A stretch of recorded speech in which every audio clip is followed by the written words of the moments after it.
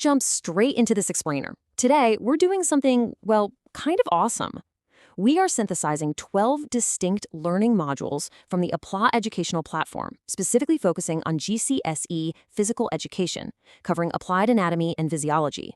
And we're going to use all that source material to build the ultimate athlete, literally from the ground up. We'll look at the structures that hold them together, the engines that drive them, and the fuel that keeps them going, arming you with the exact information you need to master this topic. So here is our roadmap.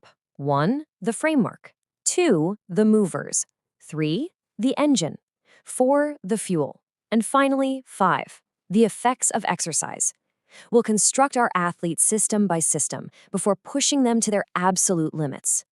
Now, real quick before we start building, it's worth mentioning that the Applaa platform actually gives you a personalized AI buddy alongside 50,000 practice questions for just £9.99 a month.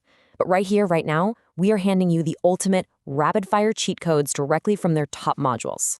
Okay, Section 1, the framework, bones, joints, and levers. You see, you really can't have a high-performing athlete without a rock-solid skeletal foundation. The skeleton has 6 core functions, and you've got to know how to apply them to sports. Think about protection, right? Your rib cage acts like a literal physical shield for your heart and lungs during a brutal rugby tackle, or movement, where your femur and tibia act as levers so your leg muscles can actually drive you forward. Throw in support, blood cell production in the marrow, mineral storage for things like calcium, and structural shape for muscle attachment, and you've got the whole shebang. Pay close attention here because people mix these two up all the time. Here is your ultimate cheat code. Always remember the direction of the connection. Ligaments tie bone to bone. They're what hold the joint together and stop it from dislocating. Tendons, on the other hand, transmit pulling power by tying muscle to bone. If you can just picture that tendon pulling the bone to create movement, you will never lose those easy marks. To understand how those joints and bones actually move, you've got to understand levers. Just memorize this brilliant little mnemonic, FLE123. It instantly tells you exactly what sits in the middle of the lever. For a first-class lever, the fulcrum is in the middle. Think of nodding your head. For a second-class lever, the load is in the middle, like doing a calf raise. And for a third-class lever, the effort is in the middle. That one is actually the most common in the body, like your elbow during a bicep curl. Moving right along to Section 2, the movers, muscles and movement analysis. Now that our framework is completely built, let's talk about the muscles that create dynamic, explosive movement. The golden rule is that muscles can only pull, they can never push. Because of this, they always have to work in antagonistic pairs. Take a bicep curl. On the way up, your bicep is the agonist, the prime mover that's contracting and shortening. Meanwhile, your tricep is the antagonist, relaxing to let that movement happen. But wait, on the way down, those rules completely reverse to control the descent. So the really crucial point here is knowing exactly how muscles change length during these movements, known as isotonic contractions. A concentric contraction is when the muscle shortens while producing force, like pushing yourself up off the floor. But use this handy phrase, eccentric equals easing down, to remember that lowering yourself during a press-up is an eccentric contraction. The muscle is lengthening, but it's still under tension.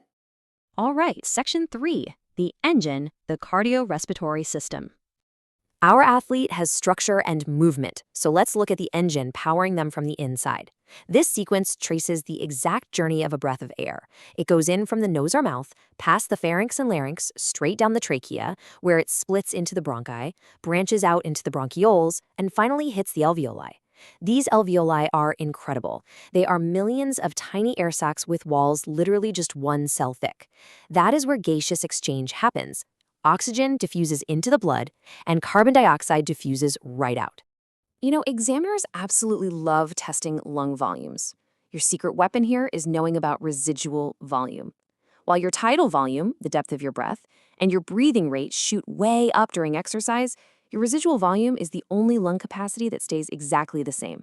It's the air left behind to stop your alveoli from collapsing, and it never changes whether you're resting on the couch or sprinting down the pitch. Once that blood is freshly oxygenated, the heart has to pump it to the working muscles. Just remember this catchy rule. A for arteries, A for away. Arteries always carry blood away from the heart. Now, there is one massive exception you absolutely must know, the pulmonary artery. It's the only artery that carries deoxygenated blood, taking it away from the heart directly to the lungs to grab that fresh oxygen. To put the heart's power into perspective, check out this number for cardiac output, which is just your heart rate multiplied by your stroke volume. At rest, you might pump about 4.9 liters a minute. But during intense exercise, with a faster heart rate and a stronger stroke volume, we see the body pumping a staggering 21.6 liters of blood every single minute. I mean, it literally more than quadruples to meet the demands of your muscles. Section 4. The fuel. Aerobic versus anaerobic energy. Now we know how the engine works, let's explore the fuel. The system chosen depends entirely on the intensity of the sport, and the fundamental difference comes down to one element: oxygen. For a steady, low-intensity jog, your body uses the aerobic system, meaning with oxygen. Glucose and oxygen combine to create energy, leaving just harmless water and carbon dioxide. But a max-effort explosive sprint? That forces the body to create energy faster than oxygen can be delivered.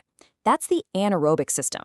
Glucose is broken down without oxygen, giving you energy but also causing the dreaded buildup of lactic acid, which brings on that heavy, burning fatigue.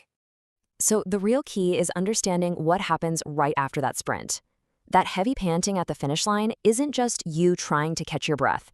Your body is actually utilizing EPOC, excess post-exercise oxygen consumption. You are quite literally repaying the oxygen debt you borrowed during that intense sprint, just so you can break down and clear out all that painful lactic acid.